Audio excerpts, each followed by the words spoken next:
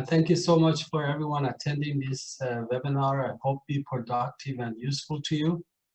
I have here with me my two colleagues here, that Dr. Osei, who is an economist and author of the FEM Farm Economic Model, part of this program, and I have Dr. Cannon that worked for also on the AppleCAD program, and Dr. Iwari, which is who is that some of the field research for us, and Mr. Oscar Gallego, who is our programmer. With that being said, I'd like to go ahead to the presentation. And again, if there is a question needs to be answered, I will be happy to do that. Before we start this program, we will like to appreciate the partner organizations through this 5-6 years project that we were lucky enough to be partnered with them. And that's include Oklahoma State University, Kansas State University, University of Oklahoma, and USDA RS at El Reno, and also the one that in Amarillo, Bushland, and the Nobel Foundation, and those, and anybody who is not part of this organization help us. I really appreciate it. The project funding is mainly came from the Agriculture and Food Research Initiative Competitive Grant number 2012-02355, and also of Office of Environmental Markets, that they have shown very interest in NTT as part of their task for doing the trading in nutrient trading in the United States. I will talk a little bit about this format. Is going to be, I will talk about the nutrient tracking tool some, and then Dr. Osei will talk about FEM Farm Economic Model of this project, and also Dr. Cannon is going to be talking about the AppleCAD and the life cycle of this part of the project that we were supposed to do as part of the team. And then we will show you example at the end of how this application works. And then and from that point, we're going to have a question and answers as the time allows. So NTT is an online, simple, and free-to-use tool for estimating crop production, nitrogen, phosphorus, and sediment losses from crop and pasture land. And this program also was supported by OEM, Office of Environmental Markets, to be used for their purposes of trading, water quality trading in the country. And other applications of this program are field assessment tool for programs such as TMDLs, local programs, educational and research, planning and research and analysis. These are some of the function and some of the users of this program. We wanted to also let you know that this program is being verified, an application of it for the 48 states and Puerto Rico. So the databases that's been gathered for this program, we are in the process of validation of this program for the country. The traditional and general nutrient tracking tool, the scheme is shown here. It has, if you're looking at the NTT as a start point, we have 3 functions to this, which is input files, model that simulate the input files, and the output that comes from the simulation. So input files is, to us, is a very important part of this, because we are very believer of that in garbage out. So we really care about the databases, and we make sure that they're expressing their situation well where we are doing the simulation for. So there are the weather file that is going to be there, and there's a management that is going to be mostly inputted for the user, but we give some sort of a start point. Soil data, which has come from soil survey, and the geometry, which has come from Google Map, that we written program for it. So once this information is gathered for, let's say for the farmer X, this information goes to Apex program as formatted for it, and then the simulation is done. And from that point goes to see the crop nutrient sediments and basically some of the atmospheric gases from cultivated land. And that results in use to comparison of environmental indicator. So if you have number of the practices, BMPs, conservation practices, whatever you want to call it, scenarios, if you wanted to see which of those condition scenarios is going to make the best output for us as for that farm goes for water quality issues. And then after the project, for this project that we have by AFRI project, we added components to it, which is now the FEM, which is farm economic model. Dr. Osei will talk about that. And that gives us the power of the comparison of economic indicators. So if we say that practice A is going to cause 30% reduction in nutrient losses or nitrogen losses, the economic model is going to tell us what is the cost and benefit to that practice. And part of the major part of this practice, the AppleCAD was added. It's an animal production life cycle analysis tool. And from now on, we call AppleCAD. And that's basically life cycle analysis on beef cattle production, emissions, enteric methane, manure methane, nitrogen balances of N2O, and N2O, water footprint, animal transport, and animal feed transport, energy consumption, and greenhouse gases emissions related to the transportation. So this gives us a very comprehensive of animal production in the farm. At the same time, we know these are very important information coming out of this research that we were lucky to be part of that for the last 6 years. But expression of that, uses of this program, uses of this information without any organized program such as NTT would be very difficult for producer and users to get in, to get out. So that's why we have expanded the capabilities of NTT to include both AppleCAD and FEM. We will talk about that as my colleague is going to be talking about these two components. So let me talk about the label APEX. APEX is developed by USDA scientist Dr. Jimmy Williams, my good friend and his colleagues in ARS, to predict the effects of different management scenarios on water quality, sediment yield, and pollutant loading from the various land uses within the field and small watersheds. So the majority of components of the APEX are physical based, means that there are two fields might be next to each other and looks the same, but the results from these two farms is going to be totally different because the practices they do on it, the soil types in it, the weather conditions, and so on might be different from farm to farm. That's why we choose APEX, because the complexity, however, the comprehensiveness of the physical-based process within it. So another major part of this is that we are adding the methane gases to this program, so it gives you from the base of the farm what would be the sink and emission of that gases.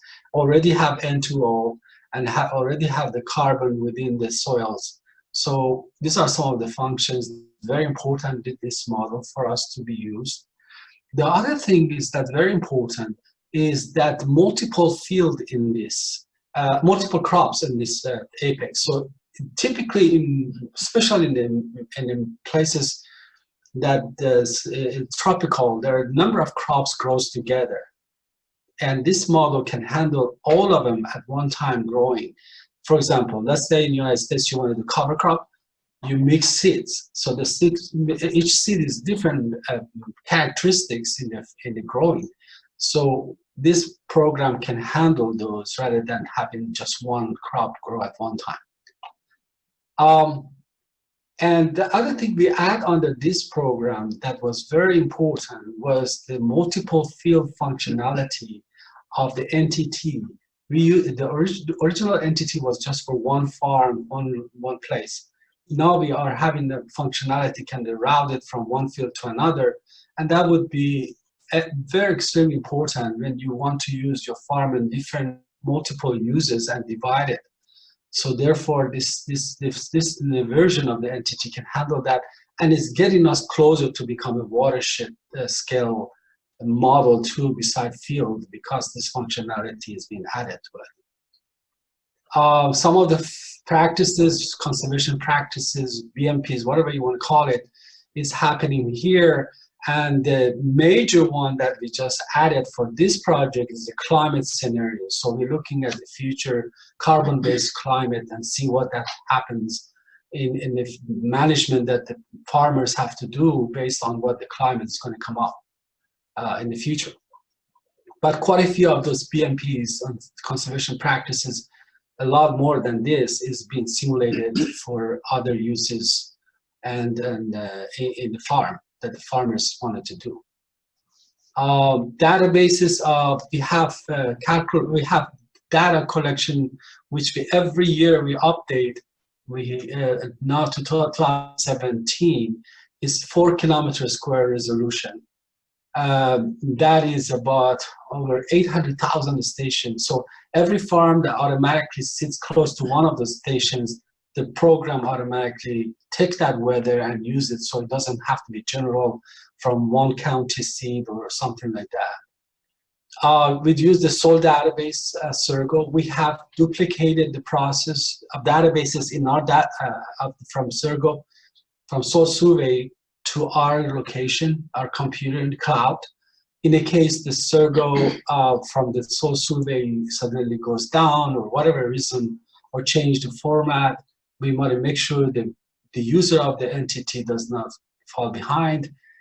And then also we don't use the average slope in the field. We calculate 3 major soils within each farm, and within that 3 major soils, we calculate 3 slopes up to 30 meters resolution from DEM. So, because we know a slope is so significant in water quality and runoff and erosion. If you don't do it right, you miss the boat. And management, we have local management databases for every county within the United States, what cropping they grow and what is the typical management they use for every state and every county. However, the user has the choice to update and upgrade the management file, which is a very simple process to do that. And this is a sort of NTT input screen, so selection is done by the Google map, and then also some of the, just showing you the beef of this program as far as the input goes. And here's some of the outputs. We give the tabular results, we give graphic results. You can download it, the FTP, and then put in your reports. So anyway, those are facilities that is provided for the user. And these are the version. This is the version that is usually used for public. It's a simplified version for farmers, producers. And this is the version that is called Research in the Education. And that is basically will have these functions that we are talking about in this presentation in it for the future users. And then this one also will have economic very soon to it added. So I'm going to give the microphone to Dr. Osei. He will talk about NTT and FEM leakage. Okay, so yeah, again, as Dr. Saleh said, thanks for joining us. And so we obviously need to account for economic implications, because one of the big reasons why sometimes conservation practices are not adopted is because it's maybe too costly. And so understanding the economics is important. So we have a model that we've used for over 25 years. And this model has the ability to very robustly estimate costs and returns. And I'm going to emphasize a few components. The field operations part of it deals with crop operations on fields. And so we basically calculate the cost of field operations using dynamic routines. It's probably the only model in the world that does that. Most models assume a useful life for an equipment, let's say 10 years, and then calculate costs based on that. But we actually have arrays in this model that estimate the hours of use. It does a cumulative hours of use and then estimates the life, economic life of the equipment, and then calculates replacement decisions from that. So it does calculate specific costs of specific operations, and it accounts for all operations, whether they are custom hired or performed by the owner. And there are many routines for that, which I won't bore you with the details, but essentially we calculate the hours required for each operation, machine hours versus labor hours, and then we calculate fuel requirements, lubrication requirements, repair and maintenance costs, and then of course, like I said earlier, useful life of equipment, and then replacement decisions. We also have something that's very useful for this project, a cattle modeling components. So the nutrition component uses equations from the beef cattle, nutrient requirements of beef cattle for a beef program, and then it uses nutrient requirements for swine or dairy for other applications as well. So we have this module that essentially takes into consideration the nutrient requirements for the livestock, and then it looks at what forages are being grown on the farm, and then it takes into account, okay, you need this much protein, this is how much you're eating based on your dry matter limitations, and therefore this is how much you need to purchase, and so forth. It obviously has bounds on the nutrient and feed intake based on, again, the nutrient requirements publication. It also accounts for handling and marketing losses, and then marketing thresholds. By that we mean that you can't sell everything. If you're growing some grass or some pasture, you can't just harvest everything. There's some amounts that it's not harvestable, and so that's what we mean by thresholds. And so these questions are obtained by optimization, just like producers do. When they hire a nutritionist or they consult with a salesman, they essentially tell them how much to feed based on simple optimizations, and that's what the model does as well. And then, so from all the routines, there are many other routines, but essentially we're able to calculate costs and returns. So the costs are based on all those items we mentioned. And then I think I mentioned this. So it basically does it for each field in the farm. And then profit estimation is based on revenues minus costs. One thing I want to point out, so a lot of people ask questions about how come the profits are negative? Is it really true that profits are negative? Well, many times they are negative because we need to account for what we call opportunity cost. So if you decide to do some farming, you could probably have done something else, the farming. So we need to account for what you would have made there. That's what we call opportunity cost. And so the opportunity cost is subtracted as a cost. And so oftentimes people see negative costs, and that's because we do have to account for all those implicit costs, we call them. And so the revenues are mainly the farm receipts, and then we have government payments as well. And I didn't add insurance receipts also, income to the farm. And then the costs include livestock and feed purchases and management, crop field operations, debt servicing, and then we also account for depreciation and cost of equity. And then so profits are simply revenues minus total costs, and that we call in most terms, in most applications, we call that net farm returns. Okay. So one thing that I want to just mention here with Edward, that a lot of this information that you're seeing, so my God, it's going to be so much information. I want to mention that you have been telling us that a lot of those information already exists through the other project in the database in the county level. There are some obvious ones, such as the price of the wheat or those gasoline.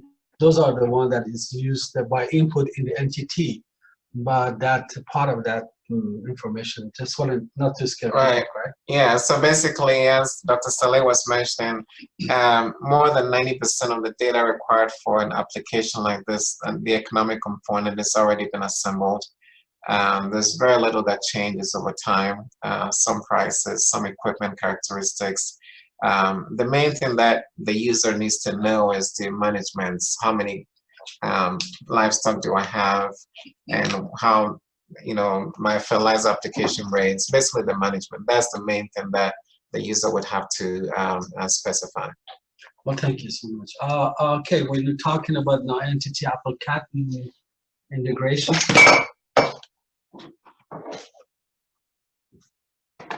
All right, so sorry about this. Okay, there we go. Okay, thank you for joining us and supporting us with the data and information throughout the project. I'm going to go through briefly some of the capabilities of AppleCAD model. AppleCAD stands for Animal Production Lifecycle Analysis Tool. It is specifically designed to estimate the resource use and the greenhouse gas emissions associated with beef cattle production. It is a farm-scale daily simulation model, and we can account for different types of animals: bulls, cows, calves, replacement heifer, first calf heifer, and also stocker. We can also expect different results from the model when we change the animal breed. And forage quantity, either it can come from some other model or farm data can also be used. And the model accounts for forage quality, change of the forage quality with respect to season. And model estimates manure for different animal type and also the nutrient value of manure. And pregnancy and lactation of female animals, it is simulated in the model. And AppleCAD simulates complete energy balance for the diet and also complete nitrogen balance. It includes nitrogen excretion, ruminally digestible protein and ruminally undigested protein, nitrogen intake, urine excretion, fecal excretion, and also the nitrous oxide emissions. Then enteric methane, we use multiple methods and present a range of values instead of one single value. And drinking water estimation for different types of animals is based on the air temperature for the day and also the animal weight. Then we have a user interface within NTT developed for AppleCAD, and I'm going to show you a screenshot of that. So you see three different models here: NTT, simulate AppleCAD, and simulate FEM. So when you click on simulate FEM after defining all the parameters, it's going to run the model from the interface. And also when you are done, you can simulate as many multiple scenarios you want, and you can compare the results. And the user face is going to display the results and show the differences. Not only that, you can also download the AppleCAD files if you want to use the model and do something some other time in the future. So that facility is also available. So right now, the AppleCAD model is having all the good things available for NTT. Thank you very much. Later on, Dr. Say and Dr. Cannon, they're going to be coming with the example and some results.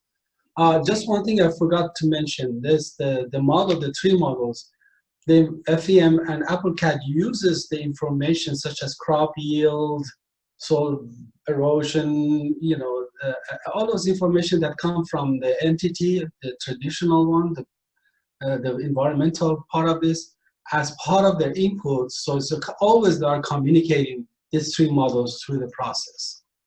So we're going to do some illustrative results to show how the things we talk about make sense.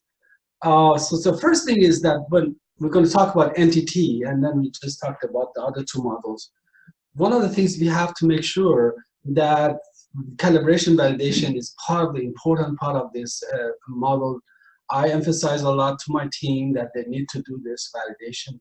And so therefore, for this project, we use, for example, in this case, the El Reno, Oklahoma, the ET, for example. We want to make sure the NTT and what is predicting is close to what its measurements are. And you can see the very, very interesting results are so close. Also, we do the biomass to make sure under native grass and so on that we're going to deal with that the cattle production, what is using the data from the, again, El Reno, Oklahoma, to make sure they're in the ballpark. We are aware of it that when somebody does simulation for futuristic, it's going to be 35 years of simulation. So it's going to be some up and down here, but we want to make sure part of the program is in the neighborhood to what its measurements are as much as we have verified. So let me just show you about the Collier farm. But I'm going to go ahead, Dr. Cannon, would you please explain this? We're going to use this farm for the 3 models of to show the some results. So Vahim is the one, you're the one that got this information from the farmers and Novo, right? Yeah, I can explain that. This is Collier farm in Texas near, well, Crafton is a small town, and Decatur is the nearest big town that people can identify. It is a 297-acre farm. Out of that, 220 acres, they have Bermuda grass overseeded with rye, and 77 acres of native range. They have 53 cows, 2 bulls, and every year they wean about 48 calves and keep 5 of them as a replacement heifer. So in the native range forage, as you see from the picture here, it is the animals graze throughout the year, and they have protein supplement and energy supplement when the forage quality is not good. In the Bermuda grass, it is only seasonal. So in the winter, they feed hay for the animals, and rye grass will be active for a couple of months. And here again, you see the protein supplement and the energy supplement for the animals. In the animal production system, particularly this farm, the bulls are kept for a period of 5 years, and cows are kept for 10 years, and calves are weaned about 7 months' time. And the heifers and first calf heifers, they grow and they become cows and get integrated into the system. Well, thank you so much. Now I'm going to talk about some of these climate scenarios.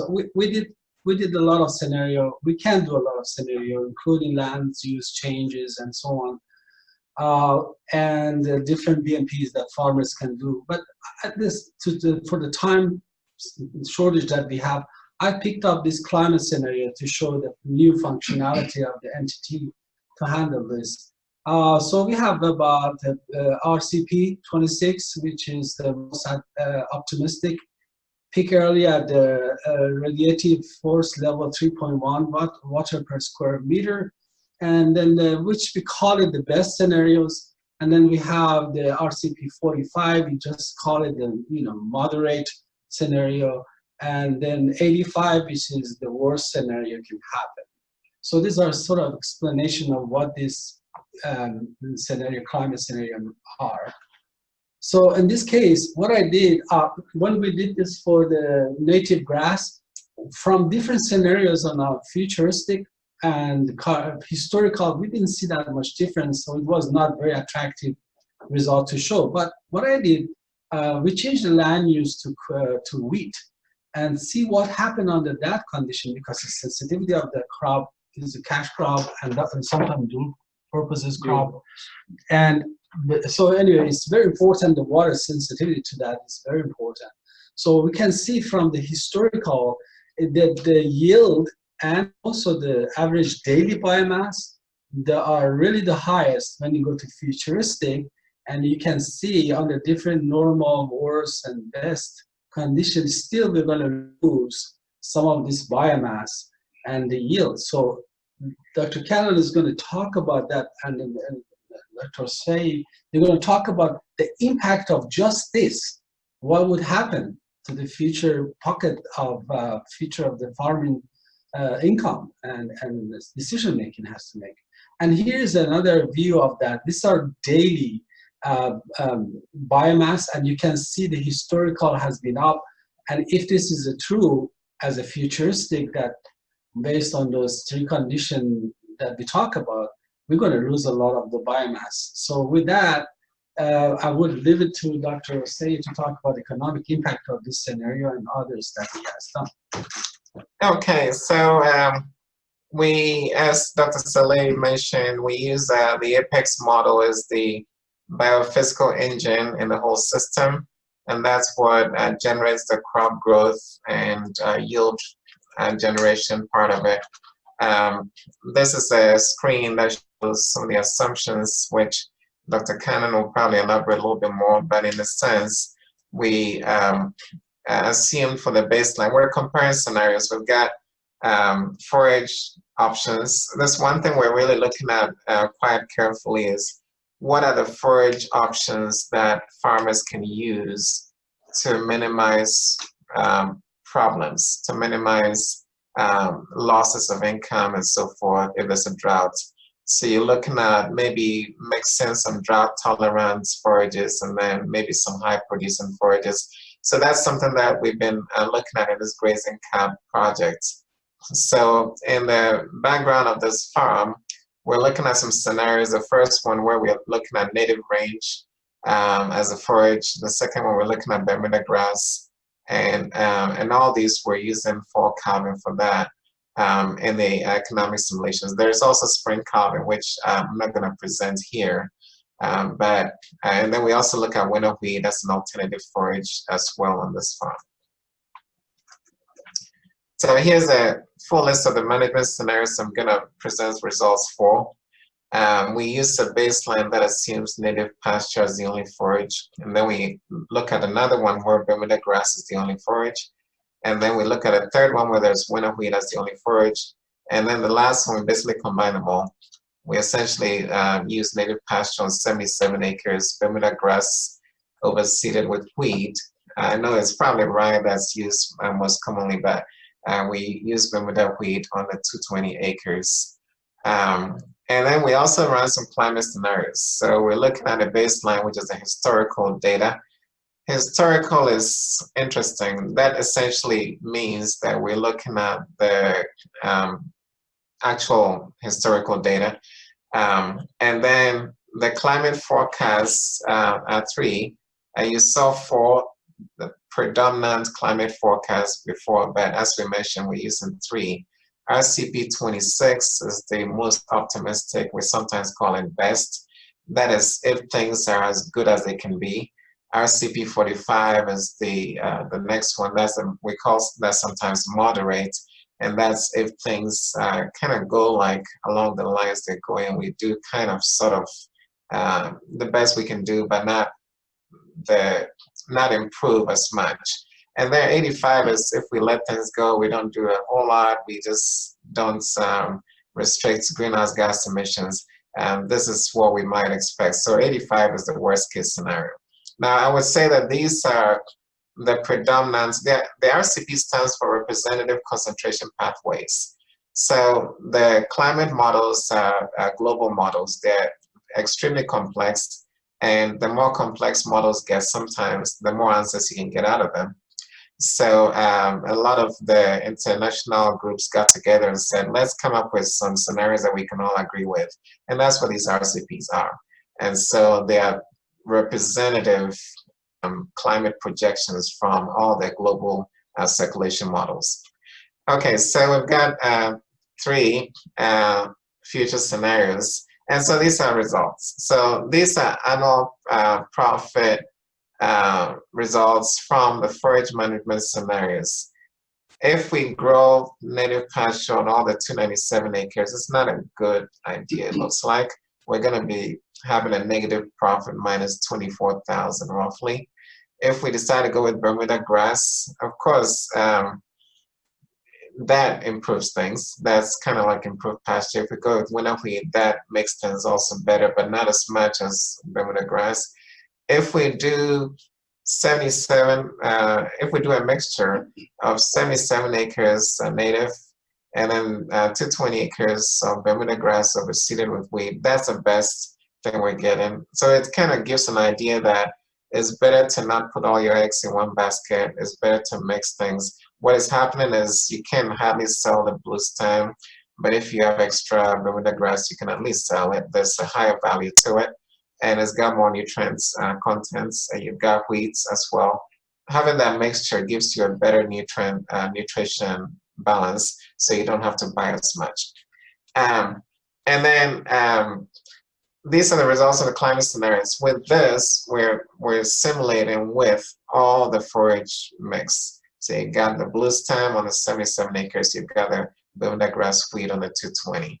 And so you've got the 24,000 we saw for the historical, and then you can see that with the future climate scenarios, if we go with RCP 45, interestingly, you get the worst case scenario.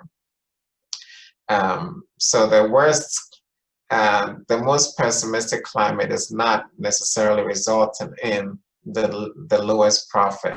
However, these are again average. It says nothing about riskiness. That's something we're not presenting here. One issue is the RCP 85 is quite risky. And so even though your profits may be higher overall than the RCP 45, it may actually be more risky. In other words, you have a lot of volatility in the profits in that situation. Again, so that's something to consider as well. So again, the summary is what I in some ways just said. So Bermuda grass and wheat are preferred. Of course, they're higher producing. That's the main thing. But they may not necessarily be the most resilient. And then RCP 26 seems to be the most preferred. It's called the best case scenario. If it comes to pass, things will be pretty good. If it doesn't, and we get into RCP 85 or 45, we may not see as good conditions. And the main take-home story is that we need to look at combinations of forages, obviously, and I think it's not terribly something new, but we need to be able to come up with drought-resistant or climate variability resistant forage mixes along with high-producing options. Thank you very much, and then we will keep our questions at the end. Hopefully we have some time left for that. So then we're going to talk about AppleCAD now. Thank you. Okay, these are some of the scenarios that we are going to show you the results. First, let's start with the cow calf simulations. The baseline is the native range forage, and the average calf weaning weight is 521 pounds, and the average cow weight is 1,350 pounds, which is representative of the region. And the forage data is based on the data we got it from Noble Research Institute. And Bermuda rye is the Bermuda grass main forage, and it is overseeded with rye. And weaning weight is the same, and cow weight is the same. And here again, the forage data is based on the time series obtained from Noble Research Institute. And we also did two other scenarios, early weaning, and we did multiple scenarios all the way from 6 weeks of calf age to 16 weeks of calf age, because the weaning time is not the same everywhere, it changes. And for calving, the forage is native range and with all the parameters same as the baseline. Here in the calving time is September to October, and the weaning time is April to May. And we are going to show some results for the cow, because cow is the key in the cow-calf system, and that accounts for the majority of the resource use and greenhouse gas emissions. Water intake results. What you are seeing is the box and whisker plots of drinking water intake by single cow for the whole year. And we are showing results for baseline, early weaning, and fall calving. In the early weaning scenario, we see 20% reduction in water intake, because when cows are not lactating, their water intake is less. And same is the case with the feed intake. And in the early weaning, we can see 17% reduction in feed intake when compared to baseline, which is native. And we see about 5% reduction in feed intake in the fall calving scenario from between baseline and fall. Baseline is spring calving, and fall calving, this one. And enteric methane emissions, we can see 16% reduction in enteric methane emissions in early weaning and baseline. And we can have 4 to 5% reduction in fall calving with native and Bermuda grass. This is baseline. This is Bermuda rye, and this one is fall calving. And same is the case with nitrous oxide. We see an increase with the Bermuda rye because there is commercial nitrogen input going in there, and that becomes a crude protein in the forage. And we all know that the cows, they don't store a lot of nitrogen in their body. It all comes out in the excretion. That's why we see a big increase in the nitrous oxide emissions in the case of Bermuda rye. And same with manure methane. And to summarize the cow-calf environmental results, when we have Bermuda rye as forage used in cow-calf production, the calves can be weaned to the regional average weight of 521 pounds 37 days earlier than the native range, using 2/3 of the land area as a resource. The next one significant thing is the early weaning scenario. It helps to reduce feed intake and water intake by cows, because there is a reduction in feed intake that results in reductions in greenhouse gas emissions, enteric methane, manure methane, and nitrous oxide emissions. And what we are seeing only marginal differences in results observed between spring calving and fall calving using native range as the forage. With that, we move on to stocker results. We did multiple scenarios. First one is the dual purpose winter wheat. And before grazing winter wheat, the animals will have 1 month receiving diet. And also we carried out graze out scenario, and also some alterations in receiving diet, and also climate change. So these are the diets we tested in our simulations. The baseline is distiller's grain, soybean hull, and corn as the receiving diet. And we evaluated 3 other diets C, D, and E, and these were taken from the extension publications of Dr. Lawman. And we also did some scenarios on varying the receiving diet period. Typically, the receiving diet is for 30 days, and we tested what happens if we do it for 45 days. There is a window of 15 to 45 days practiced in the region. So the bottom line is we can have 25 pounds increase in weight of stockers when we alter the receiving period from 30 days to 45 days. Also, we can see reductions in methane emissions and reductions in nitrous oxide emissions. So we can have as much as 4% reduction in methane emissions and 7% reduction in nitrous oxide emissions just by doing minor alterations in the receiving diet. Then results of what climate change mean to the stocker producers. We evaluated the graze out scenario using the baseline as the dual purpose winter wheat, and also the climate change worst scenarios, the RCP 85 scenario Dr. Rose and Dr. Saleh were talking about a few minutes ago. So in the worst climate, if the worst climate scenario is upon us, we are going to see about 65 pounds of reduction in the stocker weight gain. And in reality, the climate change decreases the forage production.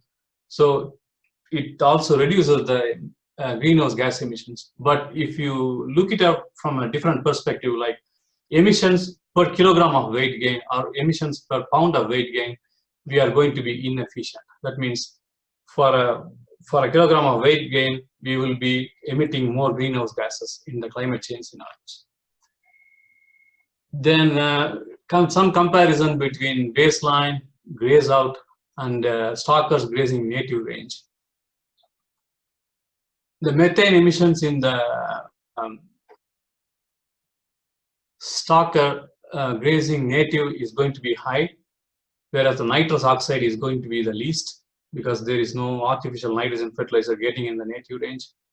And the graze out, if you combine the methane and nitrous oxide emissions and convert them to carbon dioxide equivalent, we are going to see that the graze out scenario works out best in terms of minimizing environmental impact. The summary of stocker results: the future climate is expected to bring as much as 65 pounds reduction in stocker weight in the graze out winter wheat operations. Then by correct selection of ingredients and increasing receiving diet duration, we can bring noticeable reduction in greenhouse gas emissions apart from increased weight gain of up to 25 pounds. And the receiving diet is just for a period of 1 month.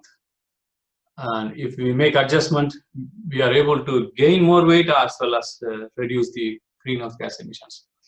Then the winter wheat graze out operation appears to be the environmentally friendly operation when compared to grazing stockers in dual purpose wheat and also grazing stockers in native range. Then finally, you all will be looking forward to the LCA results. The LCA results are applicable for the Collier farm. So they have 220 acres of Bermuda grass overseeded with rye and 70 acres of native range. So it's a combination of both native and introduced pasture. So I'm going to show you two different set of LCA results. One is route 1, cow calf with the native range, whereas the stockers will go to the dual purpose winter wheat, and then they are finished in the feedlot. Feedlot is not a part of this project. Our project is focused mainly on the cow calf and stocker. To make the story complete, I brought in the results from literature for the feedlot part of the beef cattle production. So what you are seeing here in the first row of results, it is the resources and emissions associated with weaning one calf in the system. The second set of numbers for stocker, they are applicable for feeding one stocker in the system. And the third one for finishing one stocker in the feedlot and slaughtering. And this result, it belonged to the total liters of water, blue water used, and total megajoules of fossil energy used, and total greenhouse gas emissions in terms of carbon dioxide equivalent for the Collier farm with this route. And it is typical for publication to report results in terms of hard carcass weight. That's what I find in many of the literature. So for comparison, I am showing these results in bracket. It is the minimum and maximum. They are not the confidence interval. It is the minimum value reported and maximum value reported specifically for the Southern Plains region. So the average typical finished animal weight is 1,200 pounds. And we all know that there are cull cows and cull bulls. And the culling adjusted dressing weight is 374 kilograms or 825 pounds. So our LCA results summarized by hard carcass weight, it's not very different from the publications except energy. I know why it is happening, because we don't use this particular farm, they don't use nitrogen fertilizer that much, because nitrogen is energy intensive, nitrogen production is an energy intensive operation. And another set of results for route 2, the cow calves are carried out in the Bermuda rye rotation, and stocker will graze dual purpose winter wheat, and they will be finished in the feedlot. So in this system, the water intake is not very different. It's only marginal difference. If you look at the energy, it is high, meaning the Bermuda rye and this path of beef cattle production is going to be energy intensive, much more energy intensive than the native range. And also the greenhouse gas emissions, it is higher than the native range system.